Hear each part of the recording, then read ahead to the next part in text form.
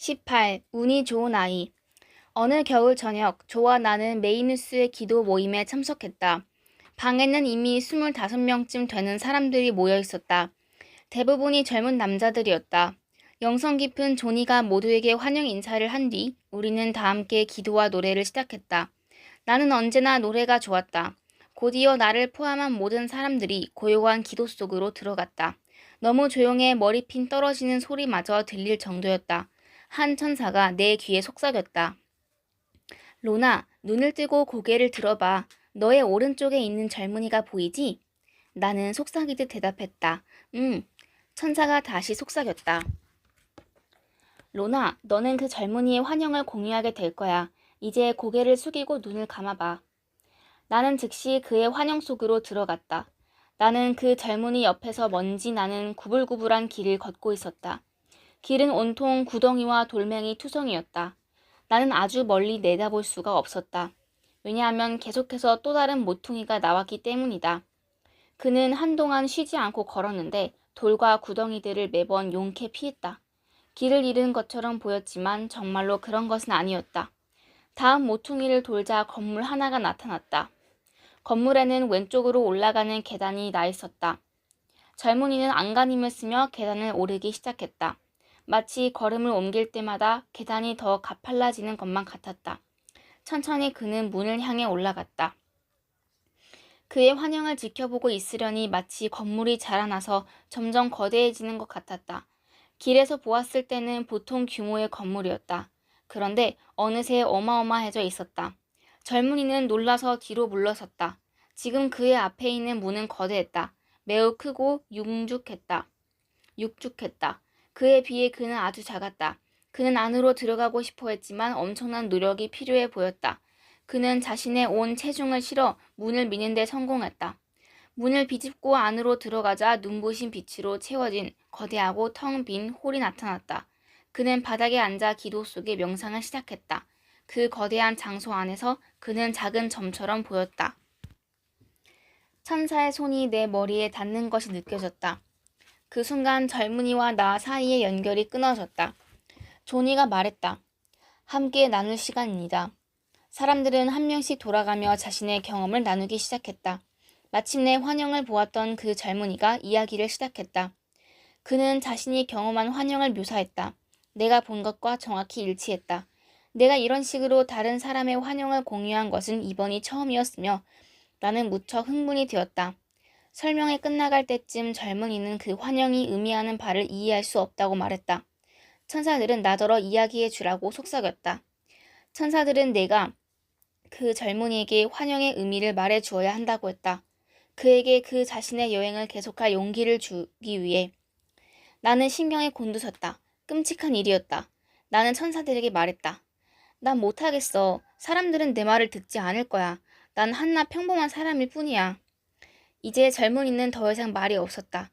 천사들은 계속해서 나를 재촉했고 나는 천사들에게 그럴 수 없는 이유를 계속해서 말했다. 그러는 사이 또 다른 젊은 남자가 이야기를 시작했고 천사들은 내게 그의 이야기를 주의 깊게 들으라고 일렀다. 기도 모임에 있는 누군가에게 신이 말하고 있습니다. 이 사람은 긴장 가운데 두려워하고 있습니다. 그것이 그가 말한 전부였다. 신은 내게 더 이상 숨지 말라고 요청하고 있었다. 나는 크고 깊은 숨을 들이쉬었다. 바로 그때 조니가 말했다. 이것이 우리가 나를 전부라면 우리 다 함께 기도합시다. 나는 말했다. 아니에요. 제가 말할 게 있어요. 나는 첫 번째 젊은이에게 몸을 돌려 그가 본 환영은 성직자가 되는 것에 대한 그의 두려움과 관련이 있다고 설명했다. 나는 그에게 말했다. 신이 그를 위해 펼쳐놓은 길 위에는 수많은 장애물들이 있을 것이지만 그는 그것을 극복하게 될 것이라고. 그는 단지 아일랜드뿐만 아니라 세상의 다른 장소들에게도 큰 변화를 가져줬어야 했다고. 배낭을 메고 자신만의 여행을 계속해야만 했다고. 나는 이 모든 것이 천사들이 그에게 준 메시지라고 설명했다. 그런 다음 조니가 기도를 시작했고 우리는 신을 찬양하는 노래를 불렀다. 나는 이 부분이 정말 즐거웠다. 천사들은 나에게 앞으로의 기도 모임들에서 내가 더 많은 일을 하게 될 것이라고 말했다. 나는 다음번에 천사들이 내게 어떤 요구를 할지 생각하면 두려움이 앞선다고 대답했다. 기도 모임이 끝나고 차와 비스킷을 먹은 뒤 조와 나는 걸어서 집으로 돌아왔다. 조는 기도 모임에서 내가 한 이야기들에 대해서는 아무 말도 하지 않았다. 몇 달 뒤 베이누스에서 열린 또 다른 기도 모임에서 조니가 말했다. 우리 모두 우리의 가족이나 친구들 혹은 세상의 다른 곳에 있는 사람들에게 필요한 치유를 위해 기도하고 간구합시다. 모두가 돌아가며 차례대로 이야기를 나누었다. 가족들 사이에서 어려움을 겪고 있는 사람 혹은 고난 중에 있는 친구들 이야기를 하는 사람 등 저마다 제각각이었다. 사람들은 가족 구성원이나 친구들이 건강해지기를 혹은 자녀의 시험 성적이 좋아지기를 기도했다. 더 많은 휴가를 갖게 해달라는 기도나 어떤 자동차를 선택할지 결정을 도와달라는 기도도 있었다. 세계 평화를 위해, 나라를 위해, 신부와 수녀들과 여러 자선 단체들을 위해, 실로 많은 것들을 위해 기적을 행해달라는 요청도 있었다. 너무 많은 기적이 필요해 보였다. 기도 모임 내내 천사들이 내 어깨를 두드리며 말했다. 자, 로나, 네가 무슨 말을 해야 하는지 알지? 나는 심호흡을 하고는 말을 시작했다. 여기에 누군가가 있어요. 그녀의 가족을 위해 많은 기도가 필요해요. 그녀에게는 결혼한 오빠가 있는데 알코올 중독으로 고통받으면서 아내와 아이들을 학대하고 있어요. 그녀는 자신의 오빠를 아주 많이 사랑해요.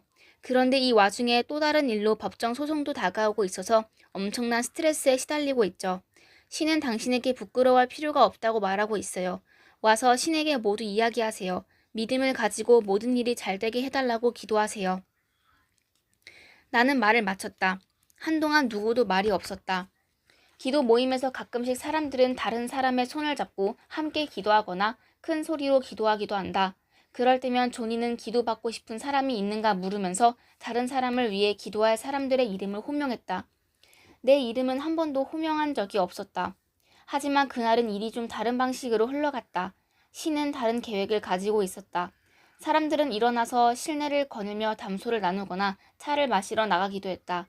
그때 한 수녀가 나를 향해 걸어왔다. 나는 그녀에게 미소를 지으며 인사했다. 그녀가 내게 자신과 함께 기도해 달라고 부탁을 하려는 건지는 분명하지 않았다. 그런데 그녀가 말했다. 로나, 괜찮다면 나와 함께 기도해 주겠어요? 당신이 말한 사람이 바로 나였어요. 당신을 통해 신에게 하고 싶은 말이 있어요. 나는 목소리가 제대로 나오지 않았다. 그래요, 물론이죠. 겨우 대답을 하고 말을 이었다. 하지만 여기서 모든 사람과 함께는 말고요. 우리 잠시 다른 곳으로 옮겨볼까요? 우리 둘만 있을 수 있는 곳으로. 그녀가 대답했다. 물론이에요. 복도로 나가 문 3개를 지나가자 빈 방이 하나 나왔다. 우리는 안으로 들어가서 함께 앉았다. 그 방에는 우리 둘뿐이었다. 그녀는 내가 떨고 있다는 것을 거의 알아차리지 못했다. 영문을 몰라 떨면서도 나는 계속해서 기도했다. 오, 나의 하나님, 지금 이게 무슨 일인가요? 천사들이 우리 주위에 가득 나타나 내 귀에 속삭였다. 너는 지금 신의 손안에 있어, 로나. 나는 그 수녀를 위해 기도했고 그녀의 삶을 변화시킬 놀라운 일들에 대해 감사드렸다. 그런 다음 그녀에게 말했다. 이제 당신이 신에게 말할 시간이에요. 그녀가 이야기를 시작했다. 그녀의 기도는 1시간 가까이 계속되었다. 그리고 마지막으로 우리는 함께 기도했다. 이따금 천사들은 나에게 눈을 뜨고 그녀를 보라고 했다. 그녀의 수호천사는 아름다웠다. 나는 그녀의 수호천사에게 평화와 고요의 천사라고 이름을 붙였다. 그녀에게 수호천사 이야기는 하지 않았다. 내가 그녀의 수호천사를 볼 수 있으며 그 수호천사가 그녀에게 날개를 두르고 두 팔로 그녀를 감싸 안고 있는 게 보인다는 말은 결코 하지 않았다. 수호천사가 그녀와 구분이 힘들 정도로 한 몸이 되어 있다는 것을. 나는 미소를 지으며 다시 눈을 감고 더욱더 신을 찬양했다. 그때 천사들이 나에게 아까 있던 방으로 다시 돌아가라고 말했다. 방으로 돌아가 보니 거의 모든 사람들이 가버린 뒤였다. 조와 나는 집까지 걸어서 갔다. 조는 내가 사람들 앞에서 이야기하는 것을 보고 몹시 놀랐다고 했다. 나는 너무 긴장된 나머지 무척 힘들었지만 천사들의 도움을 받아 신이 나에게 원하는 일을 해야만 했다고 조에게 말했다. 내가 다른 누군가를 위해 공개적으로 기도해 준 것은 그때가 처음이었다. 물론 전에도 많은 사람들을 위해 기도했었지만 언제나 그들이 알지 못하게 내밀히 하는 기도였다. 조가 카펫 공장에서 일한다는 것은 대부분의 밤 시간을 일터에서 보낸다는 것을 의미했다. 아이들이 잠든 밤, 나는 벽난로 앞에 앉아 심호흡을 하고 눈을 감았다. 그리고 다시 눈을 뜨면 많은 천사들이 나와 함께 벽난로 주위에 앉아 있었다. 나는 천사들에게 일상의 모든 것에 대해 이야기했다. 그리고 그들에게 말하곤 했다. 가장 놀라운 일 중 하나는 내가 어디에 있든 그들과 대화할 수 있고 그들이 내 말을 듣고 있다는 것을 아는 것이라고. 나는 천사들에게 늘 말했다. 그들은 나의 동반자이자 나의 가장 친한 친구라고. 시간이 늦어지면 나는 천사들에게 이제 그만 가는 게 좋겠다고 말했다. 왜냐하면 조가 곧 집에 올 시간이고 나는 해야 할 일들이 있었기 때문이다. 그러면 천사들은 곧 모습을 감추었지만 나는 여전히 그들의 존재를 느낄 수 있었다. 심지어 때로는 한 천사가 날개로 나를 털어주는 것이 느껴지기도 했다. 어느 특별한 저녁, 한 천사가 정확히 그렇게 했다. 두 날개로 나를 스치고 지나가는 것이다. 그러더니 잠깐 동안 모습을 드러냈다. 그 천사는 미소를 짓더니 내 배를 건드리며 말했다. 다시 아기를 갖고 싶어하는 로나의 소원을 신이 들어주셨어. 그 말을 남긴 뒤 천사는 사라졌다. 그러고 얼마 지나지 않아 나는 임신했음을 알게 되었다. 조는 정말 기뻐했다. 그는 딸이면 더 좋을 것 같다고 말했다. 왠지 이번에는 임신 기간 동안 그다지 많은 어려움을 겪지 않을 것 같은 예감이 들었다. 나는 신께 감사드렸다. 크리스마스가 지난 후 우리는 아직 태어나지 않은 우리 아기의 이름을 생각해 보기로 했다. 조는 이번에는 남자 이름을 고르는 것은 아무 의미가 없다고 말했다. 그는 딸이라고 확신했다. 우리는 루스라는 이름으로 정했다. 나는 예정일보다 열흘 정도 일찍 산기가 느껴져 병원에 입원했다. 그러더니 입원 후에 잠시 진통이 멈췄다. 어머니와 아버지가 나를 보러 오면서 과일을 가져다 주었다. 아버지는 이번에도 손자를 기대한다고 말했지만 조는 생각이 달랐다. 이번에는 사내아이가 아닐 거예요. 기다려보면 아실 거예요. 틀림없이 딸이에요. 어머니와 아버지를 배웅하며 나는 조와 함께 병원 정문까지 걷기로 했다. 두 분의 뒤를 따라 걷고 있는데 마침 외할머니와 외할아버지가 병원 정문으로 걸어 들어왔다. 어머니와 아버지는 걸음을 멈추고 두 분과 이야기를 나누었고 조와 나는 인사를 드렸다. 우리는 두어 걸음 뒤쪽에 서 있었다. 그때 외할머니가 부모님에게 말했다. 로나는 운이 좋지 않니? 태어난 아이들은 로나처럼 정신지체 아들이 아니니 말이야. 아니면 훨씬 더 심할 수도 있었을 텐데. 하지만 이번 아이는 그럴 수도 있으니 마음을 놓을 수가 없지. 외할머니의 수호천사가 그녀 뒤에 나타났다. 수호천사의 눈에서 눈물이 흘렀다. 그 천사는 손을 뻗어 나를 만지며 나에게 기운을 불어넣었다. 하지만 나는 이미 마음이 덜컥 내려앉았다. 조 역시 어깨 너머로 외할머니의 말을 듣고 충격을 받은 것 같았다. 외할머니는 마치 우리가 그 자리에 없는 사람들인 것처럼 말했다. 나는 서둘러 자리를 피했다. 조가 내 어깨를 안아주며 말했다. 신경 쓰지 마. 뭘 모르셔서 그러는 거야. 조는 나와 함께 병실로 돌아갔다. 나는 울음을 터뜨렸다. 천사들이 내 침대 주위에 가득 나타나 조와 나를 평화와 사랑으로 채워주었다. 나는 조에게 우리가 그 말을 들었다는 사실을 나의 부모님에게 말하지 말아달라고 부탁했다. 하지만 그날 나를 가장 속상하게 한 것은 아버지가 나를 두둔하지 않았다는 사실이었다. 나는 아버지가 외할머니의 말에 그저 잠자코 있었다는 게 너무 화가 났다. 비록 그 이유는 충분히 짐작이 갔지만 아버지는 외할머니와 외할아버지가 아버지 당신까지도 완전히 인정하지 않는다는 것을 잘 알고 있었다. 두 분은 아버지의 처지가 많이 나아졌음에도 불구하고 여전히 어머니의 짝으로는 모자라는 사람이라고 여겼다. 아버지는 어머니를 무척 많이 사랑했다. 그런데 자신이 어머니와 결혼함으로써 어머니와 어머니의 부모님 사이에 금이 가게 만들었다고 생각했다. 그리고 그 금이 조금이라도 더 깊어지지 않게 하려고 늘 조심했다. 아버지가 왜 나를 감싸주지 않았는지 충분히 이해하지만 여전히 마음의 상처는 남았다. 나는 그날 밤 병실에 누워 가슴이 터지도록 울었다. 몇 년이 흐른 뒤 나는 우연히 한 가지 사실을 알게 되었다. 그토록 잔인한 말을 서슴지 않았던 나의 외할머니가 다운증 후군 아이를 낳았었다는 것이다. 아이는 심장에 좋지 않았고 67살까지 밖에 살지 못했다고 한다. 그 짧은 생을 사는 동안 아이는 2층의 침실에만 갇혀 있었고 이웃들은 그 아이를 한 번도 보지 못했다. 왜 조 부모님은 당신들이 정신지체아를 낳는 것을 몹시 수치스럽게 여겼다고 나는 들었다. 다음 날 아침 이른 시간에 진통이 시작되었다. 우리의 어린 딸 루스는 3월 25일에 태어났다.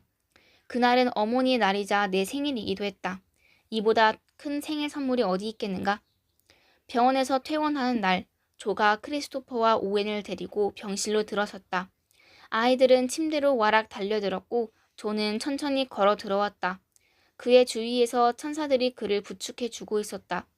조의 수호 천사가 앞으로 나오더니 나에게 조의 건강에 좋지 않다고 말해주었다.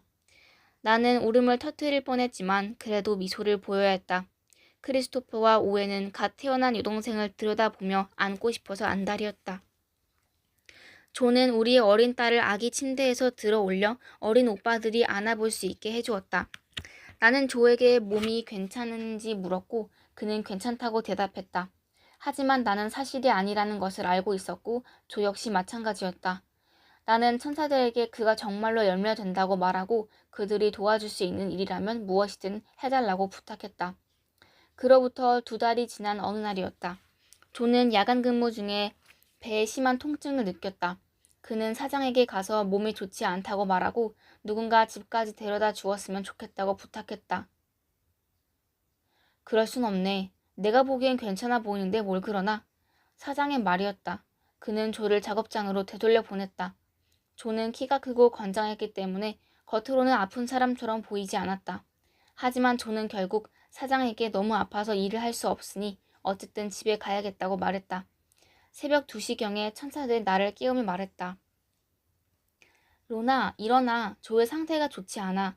지금 집으로 오고 있는 중이야. 우리가 그에게 도움의 손길을 보내고 있어. 나는 곧바로 일어나 집안의 모든 전등을 켜고 주전자를 불 위에 올려놓은 뒤 옷을 입었다. 그리고 창가에 서서 바깥을 내다보며 조가 어떻게든 무사히 집에 올 수 있게 해달라고 신에게 기도했다. 나중에 조가 말하기를 셀브리지와 메이누스의 중간쯤에서 길가에 쓰러졌었다는 것이다. 겨우 의식을 차리고 양손과 무릎으로 기어가고 있는데 갑자기 자동차 헤드라이트 불빛이 그를 비추었다. 메이누스에 사는 이웃이었다. 그는 차를 돌려 세우고 차에서 내렸다. 처음엔 술 취한 사람일 것이라고 생각했던 이웃 사람은 조를 알아보고는 자신의 눈을 믿을 수가 없었다. 조는 배가 몹시 아프다고 설명했고 그 이웃이 조를 집까지 태워다 준 것이다. 한 천사가 내 어깨를 두드렸다. 루나, 어서 나가서 대문을 열어. 조가 거의 다 왔어. 대문을 열자 자동차 한 대가 마당 안으로 들어왔다. 나는 차에서 내린 이웃 사람과 함께 조를 부축해 집 안으로 데리고 들어와 침대에 눕혔다. 그는 돌아가는 길에 의사에게 전화를 하겠다고 말했다. 나는 그에게 대답했다. 이렇게 좋은 일을 해주신 것을 어떻게 감사드려야 할까요? 그는 잠이 안 와서 드라이브를 하려고 나갔었는데 그러기를 정말 잘했다고 말했다. 그러고는 작별 인사를 한 뒤 자동차를 몰고 떠났다. 나는 조에게 차를 한 잔 가져갔다. 그리고 10분쯤 지나서 의사가 도착했다. 조는 침대에 일어나 앉아 있었고 아까보다는 상태가 나아진 것 같다고 했다. 의사는 조를 보더니 미소를 지었다. 당신이 아무것도 아닌 일로 이 시간에 나를 침대 밖으로 끌어낸 것은 아니길 바라겠소. 심한 통증으로 경련을 일으켰고 길에서 양손과 무릎으로 기어가다가 발견되었다고 들었는데요. 조가 대답했다. 그런데 모든 통증이 사라졌어요. 지금은 괜찮아졌어요. 두 사람은 몇 분 동안 농담 섞인 대화를 주고받았고 그런 뒤 의사가 말했다. 침대 위에 똑바로 누워보세요. 아마 지금쯤이면 맹장에 다시 심술을 부릴 거요. 의사는 조의 배 위에 손을 올려놓았고 그 즉시 조는 통증으로 비명을 지르며 침대에서 벌떡 일어났다. 의사가 말했다. 상태가 심각해요, 조. 구급차를 부르고 병원에 보여줄 소견서를 적어주겠소. 천사들은 계속해서 나를 놀라게 했다. 천사들이 그날 밤 나 말고 누구에게 또 이야기를 했을 것 같은가? 바로 나의 아버지였다. 천사들은 아버지에게 어서 일어나 우리의 오두막집으로 가라고 말했다. 의사가 가장 가까운 공중전화가 어디에 있느냐고 묻고 있는데 아버지가 의사의 차 뒤에 차를 세웠다. 그리고 걸어 들어오면서 물었다. 무슨 일이냐? 의사는 아버지에게 조가 한시라도 빨리 병원에 가야 하며 지금 막 구급차를 부르려던 참이라고 말했다. 아버지는 당신의 차에 조를 태우고 병원으로 가겠다고 했지만 의사는 안 된다고 하며 구급차가 필요하다고 말했다. 아버지는 밖으로 나가 차를 몰고 의사를 길 아래쪽에 있는 공중전화까지 데려다 주었다. 2, 3분 뒤에 돌아온 아버지는 구급차가 오고 있는 중이라고 말했다. 의사는 병원에 전달할 소견서를 적기 위해 자신의 차로 돌아갔고 나는 아버지와 조를 남겨놓고 주방으로 갔다. 다시 주전자에 물을 채우고 있을 때 나를 어루만지는 천사들의 부드러운 손길이 느껴졌다. 그렇게 천사들은 내 몸에서 불안감을 가져가면서 조는 괜찮을 거라고, 그가 힘든 시간을 보내고 있지만 병을 이겨낼 것이라고 속삭였다. 의사가 다시 들어와 구급차가 도착했다고 말했다. 아버지는 당신의 차를 몰고 구급차를 따라가 조와 함께 병원에 있겠다고 했다. 나는 아직 루스에게 젖을 먹여야 했기 때문에 아이들과 함께 남아 있어야만 했다. 나는 조를 힘껏 안았다. 조가 말했다. 걱정 마, 곧 집에 돌아올 테니까. 그렇게 세 사람은 떠났다. 나는 침실로 걸어 들어갔다. 아이들은 곤히 잠들어 있었고 아이들의 수호천사들이 아이들을 보살피고 있었다. 이 모든 소동이 일어나는 동안 아이들이 곤히 잘 수 있도록 천사들이 지켜주었다는 것을 깨닫고 나는 미소를 보냈다. 나는 천사들에게 고마움을 표시하고 몸을 돌렸다. 호수스 천사가 내 앞에 서 있었다. 그가 말했다. 로나, 이제 눈을 좀 붙여. 우리가 재워줄게. 나는 침대로 갔고 이튿날 아침 10시까지 깨지 않고 푹 잤다. 일어나 보니 아이들은 여전히 잠들어 있었다. 아침을 준비하는 사이에 크리스토퍼가 주방으로 들어와 아빠는 어디 있는지 물었다. 나는 아빠가 지금 병원에 있으며 다 같이 아침을 먹자마자 아빠의 상태가 어떤지 물어보기 위해 의사에게 전화를 할 것이라고 설명해 주었다. 루스에게 젖을 물리고 있는데 아버지가 돌아오셨다. 아이들은 할아버지를 보고 기뻐했다. 나는 지난밤의 일에 대해 감사드리며 조는 지금 어떤지, 그리고 언제까지 그와 함께 있었는지 물었다. 아버지는 지난밤 내내 조와 함께 있었다고 했다. 조는 응급수술에 들어갔고 잠시 위태로운 순간이 있었지만 지금은 호전되었다고 했다. 아버지가 덧붙였다. 매일 저녁 조를 볼 수 있도록 병원까지 태워다 주마. 나는 아버지에게 그렇게 신세를 질 수는 없다고 마다했지만 아버지는 고집을 부리며 어머니가 아이들을 돌봐줄 테니 아이들 걱정은 말라고도 했다. 그날 저녁 만난 조는 상태가 그다지 좋아 보이지 않았다. 그는 병원에 2주 동안 있었다. 퇴원하고 몇 주 뒤 감염 때문에 열흘 정도 다시 입원했다. 그는 거의 반년 동안 직장을 쉬었다. 어느 날 동네 슈퍼마켓에서 계산대 쪽으로 다가가고 있는데 카트 안에 앉아있는 어린 소녀의 수호천사가 나를 불렀다. 나는 아이의 엄마와 안면이 있었지만 아이의 이름은 알지 못했다. 나는 소녀에게 인사를 했다. 소녀의 수호천사는 아이가 건강에 좋지 않다고 말하면서 나에게 아이를 어루만져 달라고 부탁했다. 나는 아이의 작은 손을 만지며 아이의 엄마에게 참 예쁜 아이라고 말했다. 아이의 엄마는 작별 인사를 하고 딸과 함께 지나갔다. 천사들은 소녀의 건강에 좋아질 수 있도록 나와 그 아이 사이가 연결되어야만 한다고 말했다. 비록 완전히 이해할 수는 없는 일이었지만 종종 일어나는 일이기도 했다. 1년쯤 뒤 나는 그 모녀와 다시 마주쳤다. 이번에도 소녀의 수호천사가 나를 아이에게로 불렀다. 아이 엄마는 그녀의 어린 딸의 건강에 좋지 않았었다고 말했다. 한때는 병원에 입원해 있었지만 지금은 나아졌다고도 했다. 아이 엄마가 그녀의 어린 딸과 함께 멀어져 갈 즈음 천사들이 나에게 말했다. 저 아이가 많이 아프게 될 거야, 로나. 하지만 너의 어루만짐으로 강한 영적 유대감이 형성되었고 그 유대감이 소녀에게 병을 이겨낼 힘을 줄 거야. 이제부터 그 아이가 완전히 회복될 때까지 너는 소녀가 미소 짓고 있는 모습을 너의 바로 앞에서 계속 보게 될 거야. 그 뒤로 몇 달 동안 이 어린 소녀가 미소 짓는 얼굴이 정기적으로 떠오르면서 나는 그녀의 아픔과 눈물을 느끼곤 했다. 매번 나는 소녀를 위해 기도했으며 신과 소녀의 수호천사에게 그녀의 건강에 좋아지게 해달라고 간청했다. 소녀는 중병을 앓고 있었다. 나는 아이의 생명줄이었다. 나는 어떻게든 그녀가 살아있게 영적으로 지켜주었다. 나는 소녀가 나를 필요로 할 때마다 매번 영적으로 그녀의 머리맡에 있어 주면서 그녀의 영혼이 육체를 떠나지 못하게 했다. 다른 많은 사람들을 대할 때와 마찬가지로 나는 그 소녀의 병을 내 몸으로 느꼈다. 그러다 갑자기 그녀의 얼굴이 보이지 않았다. 나는 그녀가 나았다는 것을 알았다. 나는 신과 천사들에게 감사드렸고 그 일은 그렇게 차츰 잊혀갔다. 그리고 몇 년 후 나는 그 엄마와 딸이 메이누스의 중심가를 걷고 있는 모습을 보았다. 그들의 수호 천사들이 모녀와 손을 잡고 걷고 있었다. 소녀는 이제 10대가 되었고 몰라보게 건강해 보였다. 나는 미소 지으며 신과 천사들에게 다시 한번 감사드렸다. 어느 여름날 루스가 태어나고 몇 달 지났을 무렵 나는 아기를 유모차에 태우고 밖으로 나가 햇빛을 즐기고 있었다. 그때 갑자기 대기가 바뀌는 것이 느껴졌다. 믿을 수 없는 침묵이 내려앉았다. 대기는 점점 고요해졌고 더 밝아지는 것 같았다. 한 천사가 다가오고 있다는 것을 나는 알았다. 나는 걷고 있었지만 내 발은 땅에 닿지 않은 듯했다. 나는 등 뒤에서 한 존재를 느꼈다. 걸음을 멈추고 뒤돌아보았지만 아무도 볼 수 없었다. 나는 계속 걸어갔다. 한 걸음을 떼어놓기도 전에 나는 다시 그 존재를 느꼈다. 내가 말했다. 누가 뒤에서 걷고 있는지 모르겠지만 제발 모습을 보여줘.